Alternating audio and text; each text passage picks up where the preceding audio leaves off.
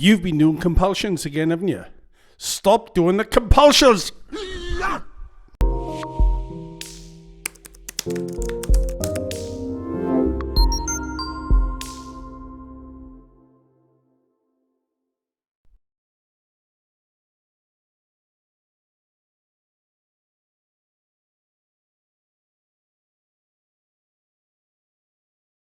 Okay guys, just a quick video. This video is going to talk about HOCD checking and why you shouldn't do it, okay? Now, do you realize that the more you check, the more you will want to check, and the more you will keep checking and keep checking? Do you know why? Because you're looking for that hit. You're looking for a way to ameliorate the doubt and to get certainty. And what do we do if we're trying to get over obsessive compulsive disorder? We face the doubt, we stand up to the uncertainty, and we allow it to be there. So what I'm going to do in this video is I'm going to reel off a list of ways that people check, and I'd like to see if you can actually relate to any of them, okay?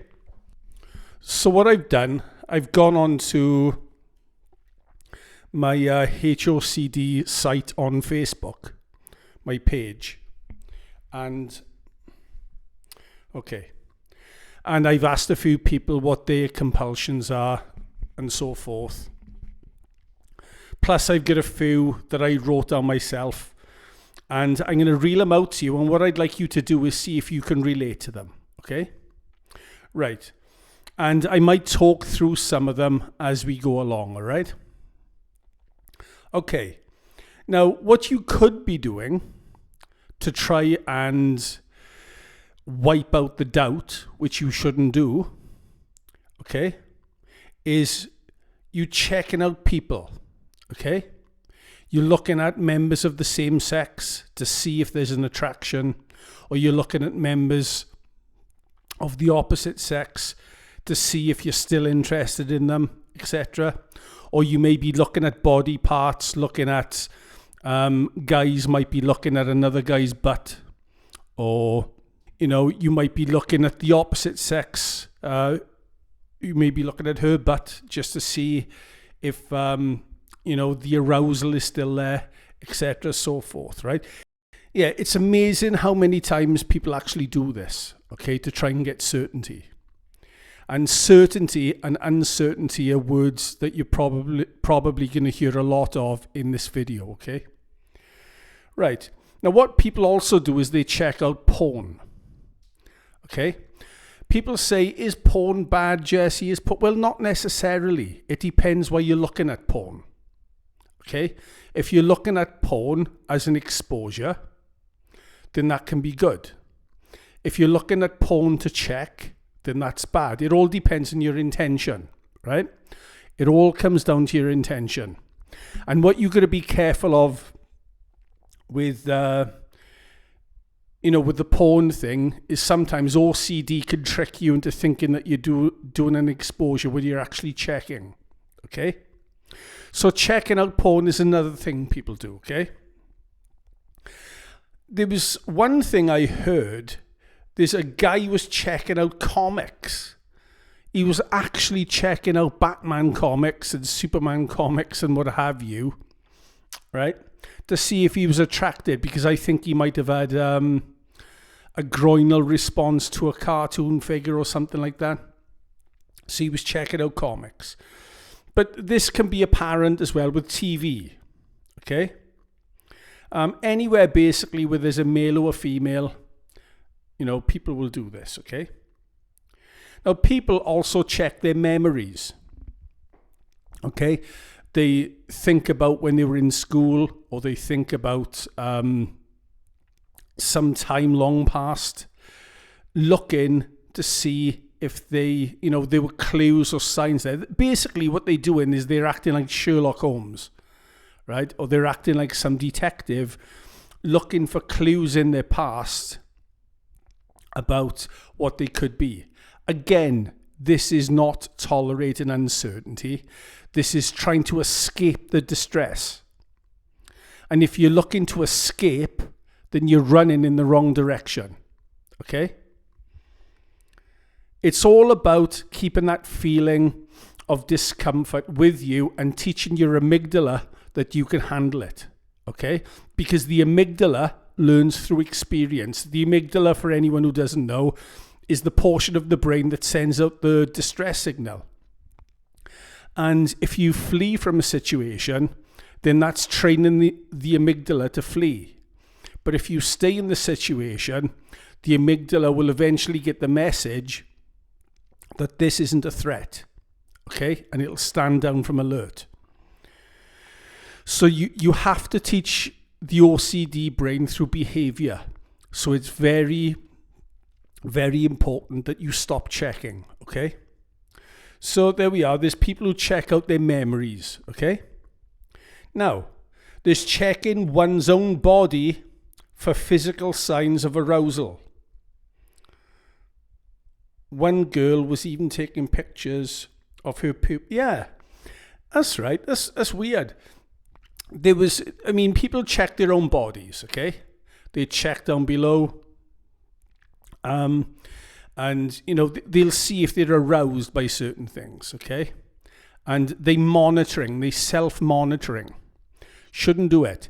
There was one girl that was actually taking photographs of her own pupils to see if her pupils had widened enough, because when the pupils widen, that kind of shows whether you're interested, and all that nonsense, okay?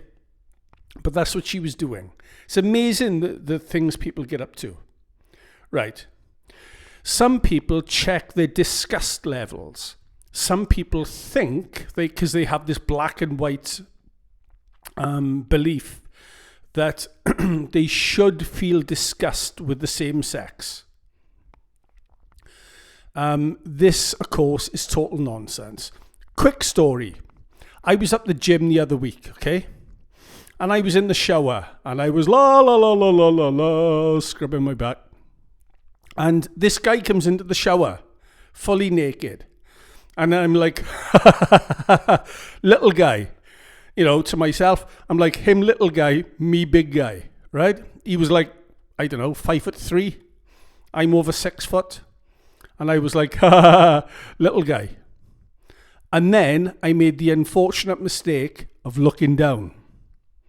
And he had a dick about this big. Okay? He was like R2-D2. He had a middle leg. And he looked at me and I looked at him and he grinned. He grinned as if to say, now's the little guy, fucker. Right? And he was right. He was the big guy. Me little guy. Should I have felt disgusted? Well, no, I didn't feel disgusted by seeing another dude. Why should I? I mean, look at rugby players, look at football players. They're all in the showers together. This neurotic belief that you should feel disgust is a load of nonsense. Okay? And so people check, basically, their disgust levels. Why am I not disgusted? Why am I not disgusted? Then they go off to the races ruminating about it. Okay? Right? Checking arousal to partner. Some people who've got HOCD constantly check their arousal to the person that they're with. Okay? Which might, in a way, tie in with our OCD and stuff. Okay? So, my heart really goes out to some people, especially when they're in a relationship and they're going to go through this stuff. Right. Checking other people's experiences. Yeah, I get a lot of that on my Facebook group, or you see it on YouTube or whatever, and you get other people checking out other people's experiences and comparing experiences. Okay? And what people fail to realize is that we're all different. Every form of OCD is nuanced. Jack's OCD may be different from Ryan's OCD, which is different from, Rita's OCD. It's an old word, isn't it? Or Dorothy's OCD, or whatever. Everyone is slightly different, with different symptoms, with different severity of symptoms, with different backgrounds, with different psychology, with everyone's different. So you can't compare. Okay? So basically, checking other people's experiences is a thing that I've encountered. And for anyone who's listening who does that, they need to stop. Okay. Checking self-generated visualizations. Imaginary situations. Yeah, so basically what people do is they imagine stuff. If they're not actually going on the internet or doing this or doing that, or if they're not actually in the company of other people, they visualize stuff. They visualize talking to somebody that they think they might be attracted to or whatever, to check for their own reactions. Okay? And to remind you, what's checking? It's a way of looking for certainty. It's a way to try and ameliorate the doubt. And you shouldn't do that. Okay?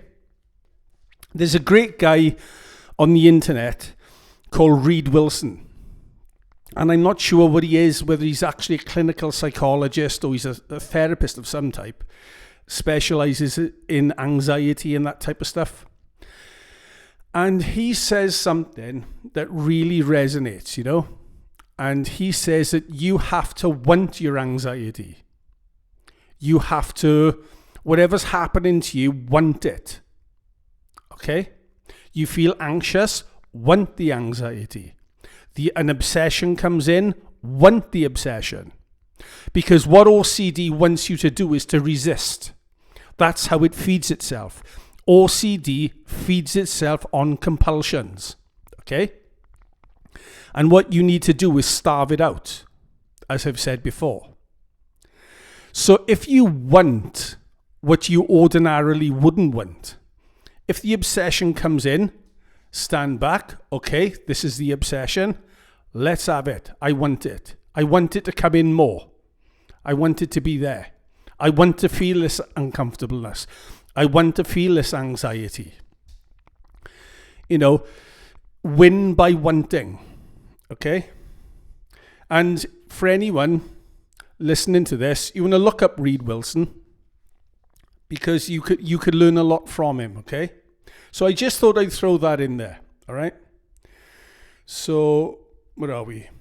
Yeah, checking self-generated visualizations. Yeah, so this is basically making images in your mind to try and test yourself, to try and check to see what your arousal levels are. Knock that shit off, okay?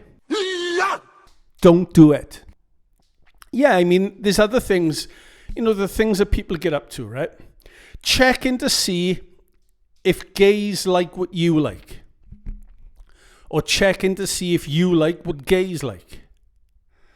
And checking clothing, checking out what gays are wearing to see if you were wearing the same. Okay? And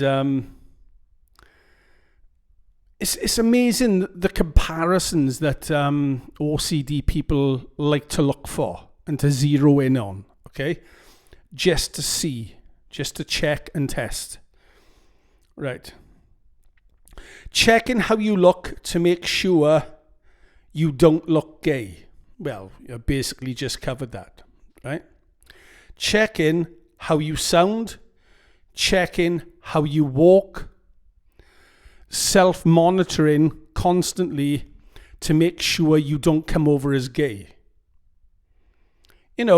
It's like checking memories as well of interactions. You might have just spoken to somebody and you walk away and you're checking your memory to see if you come over as being gay.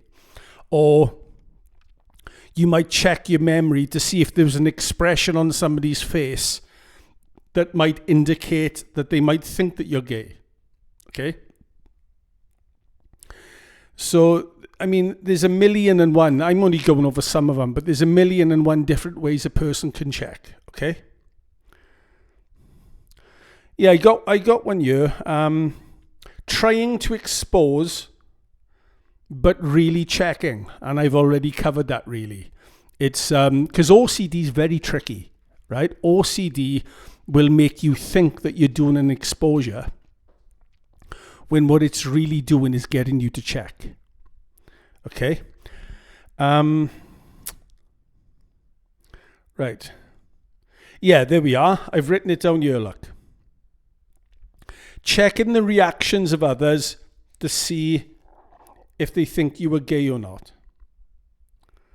And checking memories of interactions. Yeah, so anyway, there's 1,000,001. Let me put this here. There's 1,000,001 different ways a person can check. Checking out other people, checking the internet, monitoring yourself and checking and testing yourself, right? All this is a way of trying to feel better now. You want to feel better now.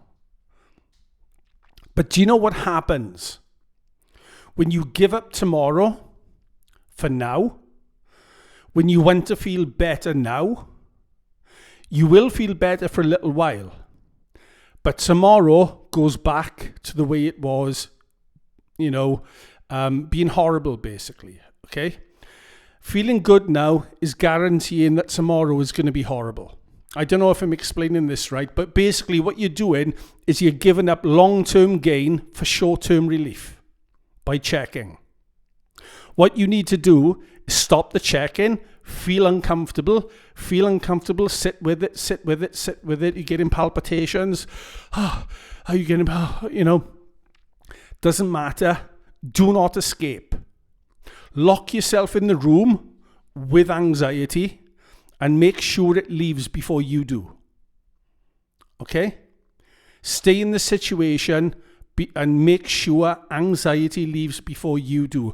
Because you have to train the amygdala, the part of the brain, there's actually two of them, but the part of the brain that's sending out the distress signal, which is what makes you shake and so forth, you have to train it that...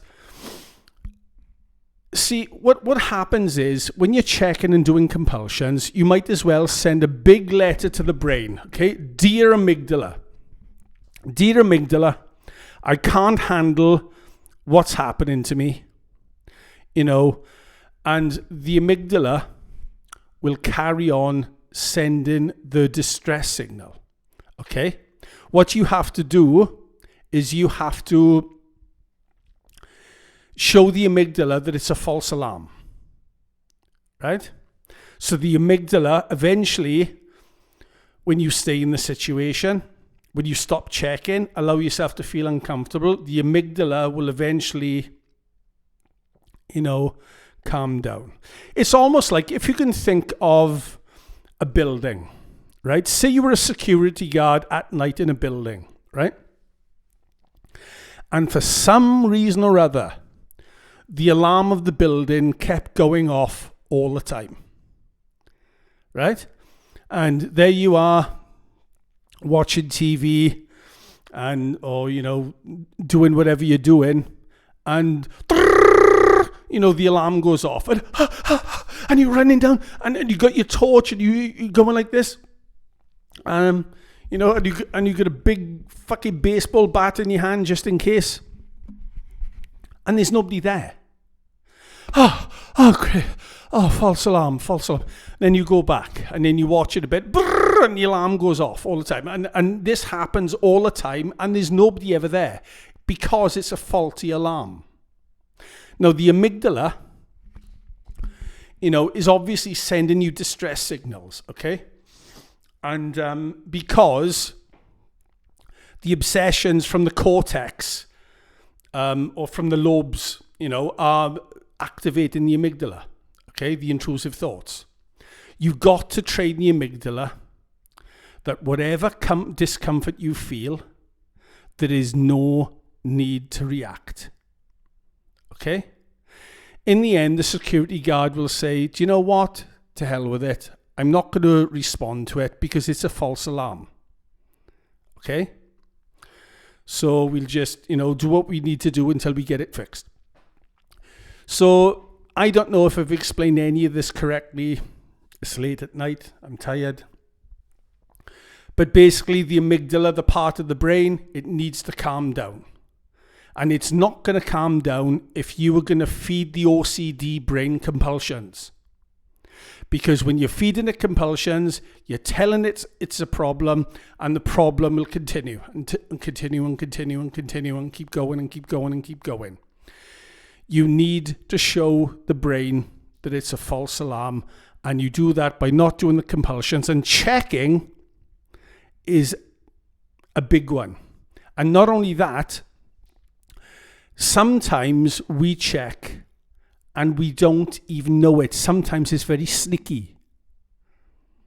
That we can check sometimes and it's so subtle but yet still effective.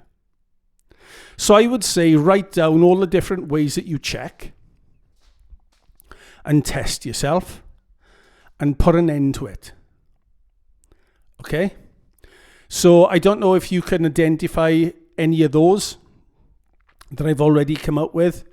If there's any more and you'd like to write them in the comment section and tell me and let me know, what sort of checking you've been doing.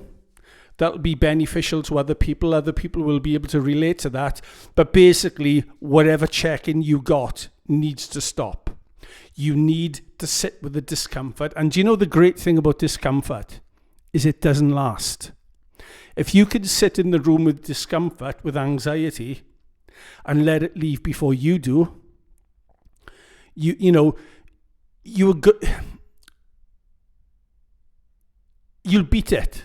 You'll beat it by outstaying it. Okay? It doesn't last forever. And that's the thing with people. They think because when they feel anxious, they feel like they're going to feel that way forever. But if you win by wanting, if you want the anxiety, like Reed Wilson says, if you allow it to be there by not checking and doing any compulsions, you'll eventually outstay it and it will leave before you do. You don't feel anxious forever. Okay? Anyway, it's late. I'm tired. I got to go. But I haven't done a video in a while. And I wanted to do one because I like staying in contact with you guys. And, for anyone who doesn't know, I got a HOCD Support Group. They call me Jesse. I've also got a TikTok. And I put a couple of videos on Bitchute as well. Because I think Bitchute is up and coming, So if anyone wants to see me there, that'll be great. Anyway, guys, take care. I will speak to you soon, and bye for now.